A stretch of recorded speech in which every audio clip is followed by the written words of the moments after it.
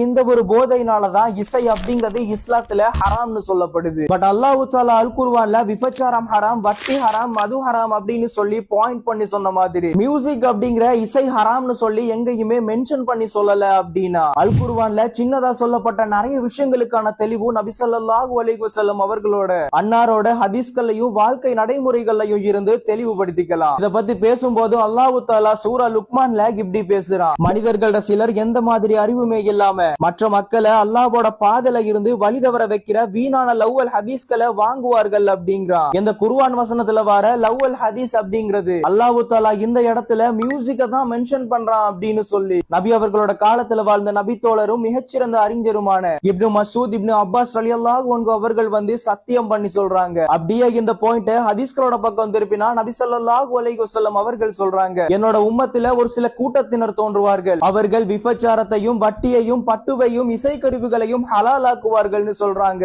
இந்த ஒரு ஹதீஸுக்கான விளக்கத்தை மார்க்க அறிஞர்கள் சொல்லும் போது இசைக்கருவிகளை ஹலாலாக்குவார்கள் அப்படின்னா ஆல்ரெடி அந்த இசைக்கருவிகள் அப்படிங்கிறது ஹராமா இருக்கணும் அப்படிங்கறத இஸ்லாமிய சமுதாயம் தெளிவா புரிஞ்சுக்கணும் அப்படிங்கறத மென்ஷன் பண்ணி சொல்லுறாங்க.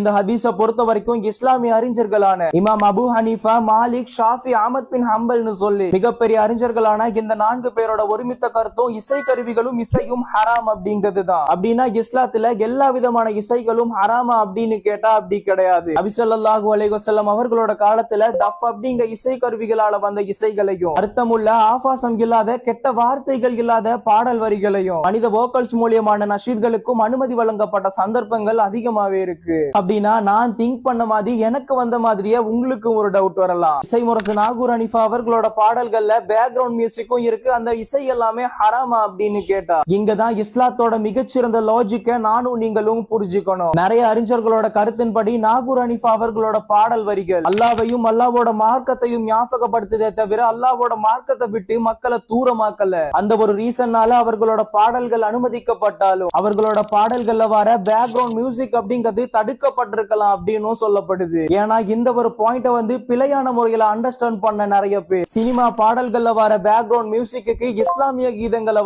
மேக் பண்றாங்க. அங்க அந்த இஸ்லாமிய கீதங்களை கேட்கும் போது அதுக்கு பின்னால இருக்க பேக்ரவுண்ட் மியூசிக் ஞாபகம் வருமா, இல்லனா அந்த மியூசிக்ல இருக்க இஸ்லாமிய பாடல்களோட வரிகள் ஞாபகம் வருமா அப்படிங்கறத தான் திங்க் பண்ணிக்கணும். எதனாலனா ஹலாலான ஒரு விஷயத்த பண்ண ஹராமான ஒன்ன யூஸ் பண்றது அப்படிங்கிறது மது போதையிலேயே நான் இருந்தாலும் நோன்பு பிடிக்கலாம் அப்படின்னு சொல்லி டிபேட் பண்ற மாதிரி தான்.